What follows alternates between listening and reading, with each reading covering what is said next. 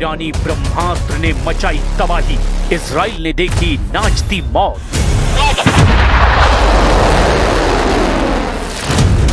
28 फरवरी 2026 से अब तक अमेरिका और इजराइल ने ईरान पर इतने ज्यादा मिसाइल, बम और ड्रोन हमले किए हैं कि ईरान में 40,000 से ज्यादा इमारतें तबाह हो चुकी है।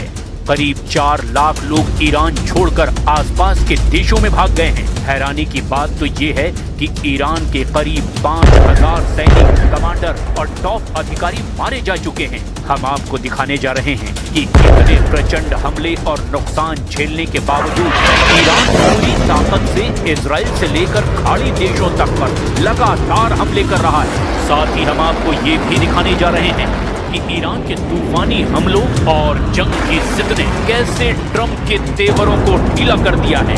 हम आपको ये भी दिखाने जा रहे हैं कि खून की आखिरी बूंद तक जंग करने पर आमादा ईरान को लेकर कैसे ट्रंप और नेतन्याहू के बीच अब जबरदस्त टकराव बढ़ता जा रहा है। हैरानी की बात तो ये है कि सैकड़ों मिसाइल लॉन्चर और मिसाइल अड्डे तबाह होने के बाद भी ईरान ने अपनी सबसे आधुनिक सेजिल बैलिस्टिक मिसाइलों से इजराइल को दहलाना शुरू कर दिया है।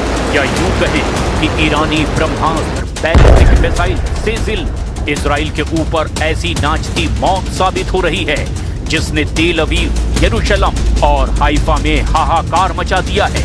यानी इस बार पलटवार में घटनाक्रम तेजी से बदल रहा है। लेकिन हम शुरुआत करते हैं ईरान की उस नागिन मिसाइल से जो अपना फन लहराते हुए इजराइल से लेकर दुबई तक अपने दुश्मनों को डस रही है।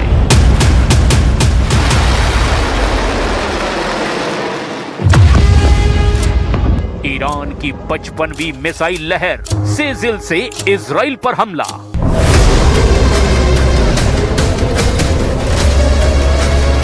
ये आज का इजराइल है जहां रात हो या फिर दिन हमेशा सायरन बजते रहते हैं और धमाके होते रहते हैं। ये आज का वो इजराइल है जिसके पास दुनिया के सबसे बेहतरीन एयर डिफेंस है। लेकिन उसके बावजूद ईरानी मिसाइलें इजरायली एयर डिफेंस सिस्टम को चकमा देते हुए भारी तबाही मचा रही हैं। ईरान की बैलिस्टिक, क्रूज और हाइपरसोनिक मिसाइलों के हमले से पूरे इजराइल में कोहराम मचा हुआ है।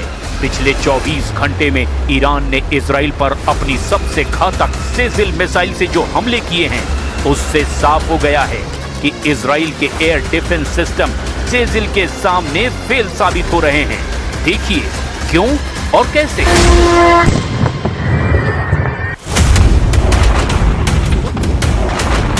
ताजा रिपोर्ट्स के मुताबिक ईरान ने इस युद्ध में पहली बार अपनी सबसे खतरनाक सेजिल मिसाइल का इस्तेमाल किया है। ईरानी मीडिया और खुफिया इनपुट के मुताबिक सेजिल मिसाइलों ने मुख्य रूप से इजराइल के रणनीतिक और प्रशासनिक केंद्रों को निशाना बनाया है। तेल अवीव, यहाँ सबसे बड़ा हमला तेल अवीव के दक्षिणी हिस्से में हुआ। एक सेजिल मिसाइल सीधे अमेरिकी वाणिज्यिक दूतावास के पास गिरी है। इससे इमारत के एक हिस्से को नुकसान पहुंचा है। रमल्ला, यहाँ मध्य इजराइल के रमल्ला इलाके में एक मिसाइल गिरने से भीषण आग लगी है। बेत सेमेश, इस इलाके में रिहायशी इमारतों और एक सिनगॉग यानी यहूदी प्रार्थना स्थल के पास हमले की खबर है। इजरायली सैन्य ठिकाने, IRGC ने दावा किया कि उन्होंने उन केंद्रों को निशाना बनाया जहां से इजराइल के हवाई ऑपरेशंस को नियंत्रित किया जाता है।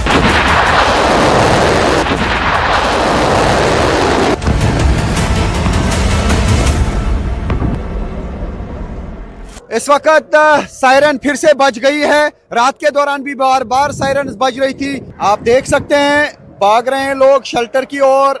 ये आप देख सकते हैं यहाँ पे लोग दौड़ रहे हैं शेल्टर के लिए। ये देख सकते हैं भागम भाग शुरू हो गया और लोग दौड़ रहे हैं शेल्टर में। बार बार लोगों को शेल्टर में जाना पड़ता है। ये एक्सक्लूसिव विजुअल्स आप इस वक्त के देख सकते हैं न्यूज़ 18 इंडिया पे। ये देख सकते हैं आप कि किस तरीके से यहाँ पे इंटरसेप्ट किया गया मिसाइल्स को। और ये छाप है मिसाइल्स का दूर से दिख रहा है।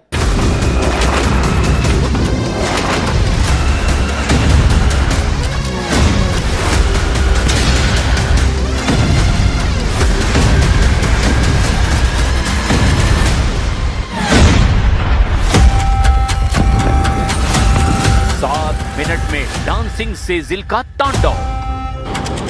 15 से 16 मार्च को हुए ऑपरेशन ट्रू प्रॉमिस 4 के दौरान ईरान के IRGC ने आधिकारिक तौर पर घोषणा की कि उन्होंने कुल 4 सेजिल मिसाइलें पहली बार दागी हैं। ये मिसाइल गिरते समय अपनी दिशा बदलने की ताकत रखती है, इसीलिए इसे डांसिंग मिसाइल या नागिन मिसाइल भी कहते हैं।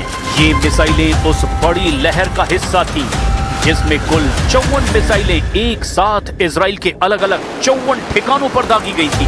खुफिया और सैन्य विशेषज्ञों के अनुसार सेजिल मिसाइलों को ईरान के मिसाइल शहरों और मोबाइल लॉन्चर से दागा गया। ईरानी सैन्य बयानों के अनुसार यदि ये मिसाइलें नातांज परमाणु केंद्र के पास के भूमिगत अड्डों से दागी जाती तो ये 7 मिनट से भी कम समय में तेल अवीव पहुंच सकती हैं। कुछ रिपोर्ट्स के मुताबिक ईरान के नातांज परमाणु अड्डे के आसपास से ही इस तरह की बैलिस्टिक मिसाइल सेजिल को दागा जाता है। सेजिल में ठोस ईंधन का इस्तेमाल होता है, जिसकी वजह से तरल ईंधन वाली मिसाइलों की तुलना में ये बहुत जल्दी कुछ ही मिनटों में लॉन्च की जा सकती है। ये 2000 से 2500 किलोमीटर की रेंज वाली बैलिस्टिक मिसाइल है।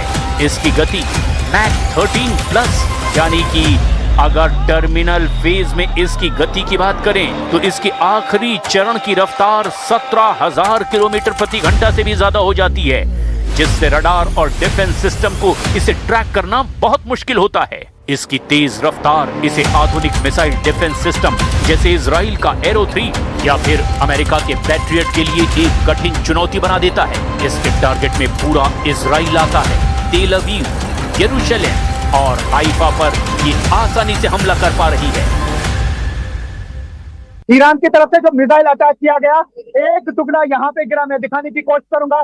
ये वो गड्ढा है जहाँ पे मिसाइल अभी थोड़ी देर पहले गिरा। बताया जा रहा है कि क्लस्टर बम है, जिस तरीके से क्लस्टर बम की बातें की जा रही है। तो यहाँ पे इर्द गिर्द सब कुछ तबाह हुआ था, लेकिन एक ही घंटे के अंदर अंदर यहाँ से तकरीबन 10-15 गाड़ियां जो तबाह हो चुकी थी उनको उठाया गया। और आप देख सकते हैं किस तरीके से ये मलबा जो है ये पूरा उठाया जा रहा है और यहाँ पे बहुत ज्यादा तबाही हुई है।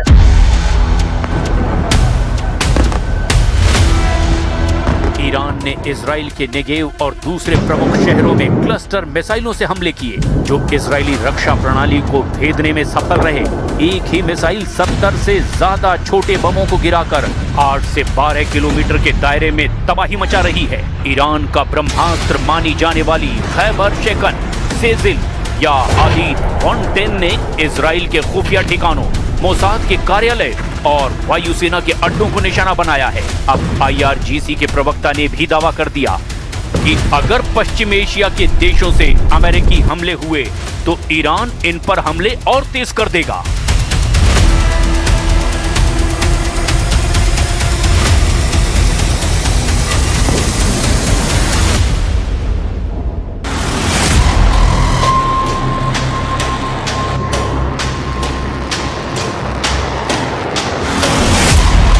इजराइल ने ईरानी हमलों का जवाब देने के लिए हमले बेहद तेज कर दिए हैं। IDF और शिनबेद मिलकर के ईरानी खुफिया तंत्र के इशारों पर काम करने वाले संदिग्धों को निशाना बना रहे हैं। IDF ने दावा किया है कि उन्होंने अब तक 40 से ज्यादा वरिष्ठ कमांडरों और शीर्ष नेतृत्व के सदस्यों को खत्म कर दिया है। 15 मार्च 2026 तक की रिपोर्ट के मुताबिक लगभग 6000 से ज्यादा IRGC के लड़ाके मारे जा चुके हैं। कुछ अनुमानों के मुताबिक मारे गए ईरानी सैनिकों और कमांडरों की कुल संख्या 4000 से 5000 के बीच है। इसके अलावा ईरान के खोमीन में शाहिद खोमेनी बॉयज स्कूल पर अमेरिकी इजरायली हवाई हमले हुए। ईरानी सूत्रों ने दावा किया कि स्कूल और आसपास के घरों को भारी नुकसान हुआ, लेकिन अब देखना ये होगा कि ईरान आने वाले दिनों में इजराइल पर और कितनी घातक मिसाइलें दागता है।